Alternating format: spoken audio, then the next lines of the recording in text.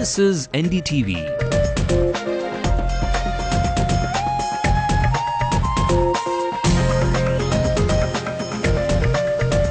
And you're watching NDTV Hindu.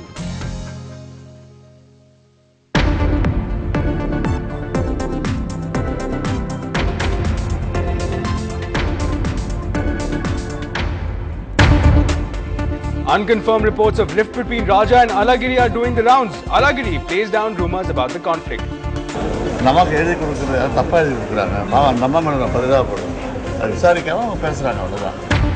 Alagiri's son's wedding brings feuding brothers together, at least temporarily. Both visit and invite the Prime Minister.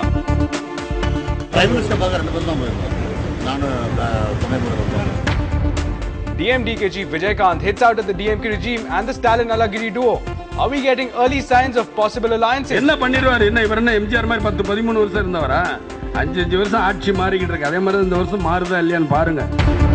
Supreme Court questions Tamil Nadu government over appointment of DGP Letika Saran. Relief for parents in Tamil Nadu. The government posts the fee structure for private schools on its website. Cyclone Giri heads towards the east coast. Is Chennai due for some heavy showers?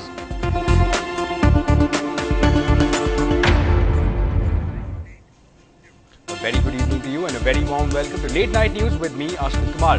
Let's take a look at other developments from across the country. Two suspected Jaish militants are killed in Malru encounter. Search operations are underway. Elaborate security arrangements ensure the first phase of polling in Bihar for 47 seats passes off peacefully. The horror behind the games. NETV accesses minutes of organizing committee meetings. Complaints galore about facilities and safety. Does Team Kochi await the same outcome as Punjab Kings 11 and Rajasthan Royals? BCCI holds all the cards. Telangana issues continues to simmer, fuels emotions leading to a fist fight on a television show.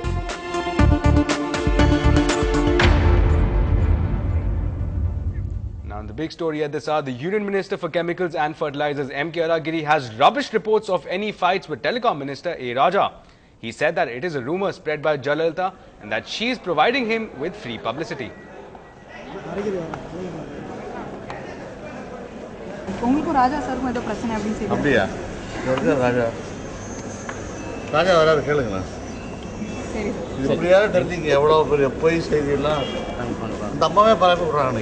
இந்த அம்மா நிறைய விளம்பரங்கள் கொடுத்துருக்காங்க. அந்த குற்றச்சாட்டு சொல்லிட்டு அன்றைக்கே பதில் சொல்லிட்டேன்ல, அன்றைக்கே கேட்டீங்க, அன்றைக்கே பதில் சொல்லிட்டேன். இந்த அம்மாவுக்கு எழுதி கொடுக்குறது தப்பாக எழுதி கொடுக்குறாங்க. அந்த அம்மா மேலே நான் பதிலாக போடுறேன். அது விசாரிக்காமல் அவங்க பேசுகிறாங்க, அவ்வளோதான்.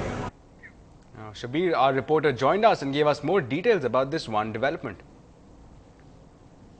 Well, there was a strong rumor going on since morning, doing rounds both in Delhi and in Tamil Nadu, that there was some kind of verbal fight between Telecom Minister A. Raja and M.K. Alagiri. When M.K. Alagiri saw A. Raja, who was there at the Delhi airport waiting to receive Deputy Chief Minister M.K. Stalin, who was arriving last night at Delhi, he called A. Raja, M.K. Alagiri called A. Raja, and there was some kind of fight between both of them. In fact, sources told us that M.K. Alagiri bombarded A. Raja over matters relating to family and something like that. And in fact, after that, there was widespread rumors both in Delhi and in Tamil Nadu in media. There was a buzz, and in fact, the channel, a private television channel that is backed by the opposition, AIADMK, had that news flashing on their bulletins, saying that there was some kind of fight between the telecom minister and M.K. Alagiri in Delhi. And after that, it became a major controversy, and reacting to that, M.K. Alagiri had made it very clear that there was no such fight between A. Raja and him, and he rubbished that claims made by some reports, and also said that it is something which has been planted by Jayalalitha and her television channel. And also it is a rumor that has been spread by them, and he made it clear that there is nothing wrong in it, and both of them are in good terms, and Jayalalitha is giving him free publicity. That is what his remarks were. And when asked about Jayalalitha's allegations against him in the Madurai rally, he said he has already responded to that, Jayalalitha is speaking something without verifying facts and without checking the credibility of the source of her information. And also, when asked about when he is planning to make a comeback to the state politics, he made it very clear during elections he will be coming back to Tamil Nadu and he will be playing a major role in Tamil Nadu politics. Well, Alagiri was in news for more than just one reason, sending a very strong message to political circles at large. MK Alagiri and MK Stalin, two feuding brothers for the Chief Minister's chair, today came together on a family mission, the marriage of Alagiri's son. Both today met the Prime Minister in Delhi to invite them for the marriage at the Madurai next month. But after this, Alagiri separately met President Pratibha Patil, UPA chairperson Sonia Gandhi and BJP leader LK Advani to invite them for his son Dayanidhi Alagiri's wedding.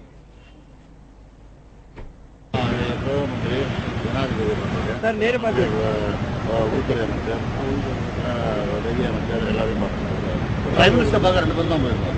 நானும் துணை முதல்வர்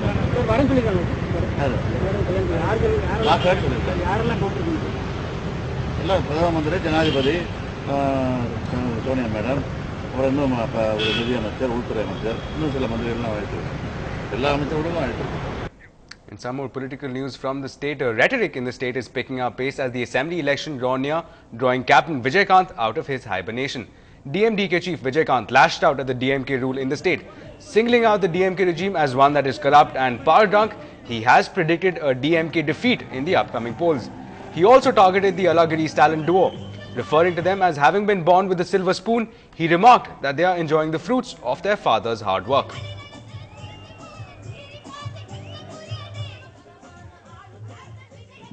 ஒரு சொல்றாரு, இப்போ ஒரு கட்சி ஆரம்பிச்சாரு விஜயகாந்த், உடனே முதலமைச்சர் ஆசைப்படுறாரு. உண்மைதான், எங்க நீ வா, அடுத்தாப்புல முதலமைச்சரா வரேன், நீ சவால் விடு பார்ப்போம், நீயும் உங்க அண்ணனா சவால் விடுங்க பார்ப்போம். யார்கிட்ட கதை விடுறீங்க? நான் தைரியமா சொல்றேன், எனக்கு தைரியம் இருக்கு, உழைக்கணுங்கிற தன்னம்பிக்கிறேன். நீ எங்கேயோ யாரோ உங்க அப்பா போட்டதுல இருந்துகிட்டு வாழ்ந்துகிட்டு இப்படி நாட்டிட்டு வணக்கம் வணக்கம் வணக்கம் சொல்லிட்டு போனா மாத்திரம் நீ என்ன துணை முதல் மந்திரியா? என்ன பண்ணிடுவார்? என்ன இவர் என்ன எம்ஜிஆர் மாதிரி 10-13 வருஷம் இருந்தவரா? 5 வருஷம் ஆட்சி மாறிக்கிட்டு இருக்கு. அதே மாதிரி இந்த வருஷம் மாறுதா இல்லையான்னு பாருங்க. இன்னைக்கும் விஜயகாந்தை பொறுத்த மட்டும் எல்லாருக்கும் மனசுல என்ன இருக்குன்னு, விஜயகாந்த் வாயை திறக்க மாட்டேன், ஏதாவது கட்சி கூட கூட்டணி வைப்பாரா? என்னுடைய கூட்டணி அப்பவும் சொல்றேன், இப்ப தெய்வத்தோடைய மக்களோட மட்டும்தான். அதுல என்னைக்குமே என்னை மாற்றுக்கிறதுக்கு அது அன்னைக்கு பார்ப்போம். டைம் இருக்கு, எவ்வளவோ நேரம் இருக்கு. அது ஏன் அவசரப்பட்டுக்கிட்டு இப்பவே என்னங்க என்னங்க என்னங்கன்னா என்னத்திற்கு எதுவுமே கிடையாது. And some more news from the state in a move that is likely to play a spoiler for the state government. In the DGP Latika case, the Supreme Court has questioned the Tamil Nadu government over her appointment. The petition filed by the Tamil Nadu government did not find favour with the Supreme Court, and the apex judicial body refused to pass an interim order. This new twist will now require the state government to send a panel of IPS officers to UPSC for selection of a new DGP. But importantly, Latika now features amongst the 3 senior-most IPS officers in the state. This makes her eligible for the position of a DGP as per the Supreme Court guidelines. Now, to get our viewers up to speed, the Madras High Court had objected to the appointment of Latika Saran as the DGP, citing violation of the Supreme Court guidelines.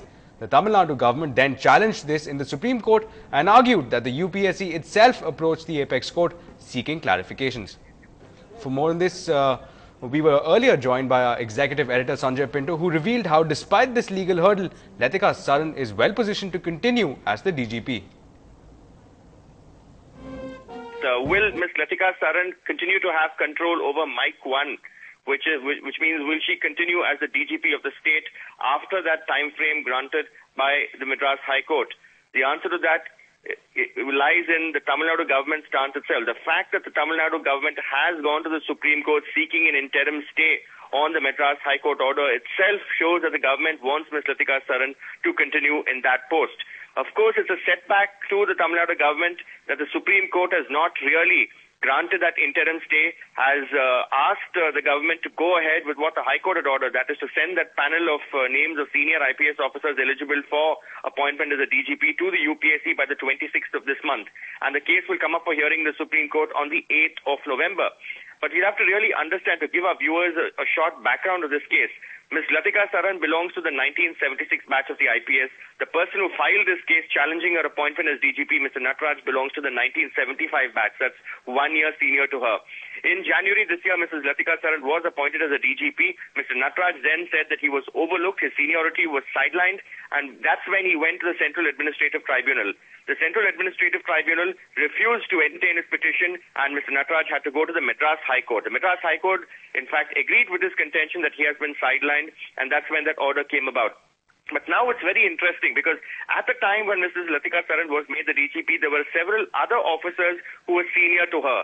Some of those officers who were senior to her at that point in time have now retired. And one of the officers, Mr. Vijay Kumar, who is a batchmate of Mr. R. Nataraj, there was the 1975 batch, has now recently been appointed as the Director General of the CRPF. The Tamil Nadu government had at that point in time said that Mr. Vijay Kumar was not interested in becoming DGP of the state, something that he took objection to, and in fact impleaded himself in the case to say that that wasn't correct.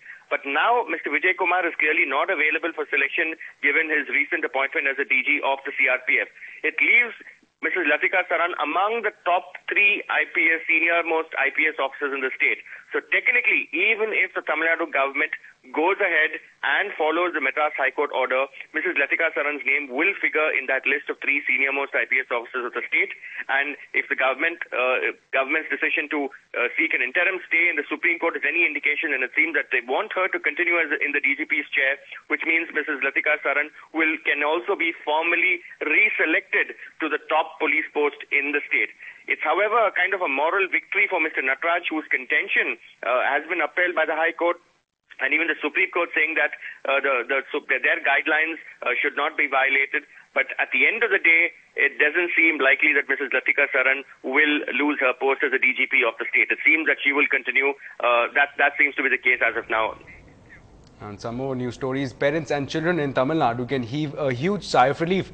Though the Madras High Court pointed out that private schools cannot collect fees in excess of what was fixed by the government-appointed Govindarajan committee, there was a lot of ambiguity over what exactly is the new fee structure. Today, the Tamil Nadu government posted the new school fee structure on its website.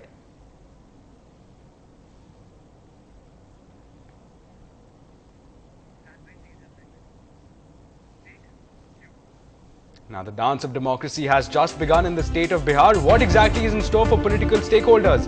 We'll bring you all of that on the other side.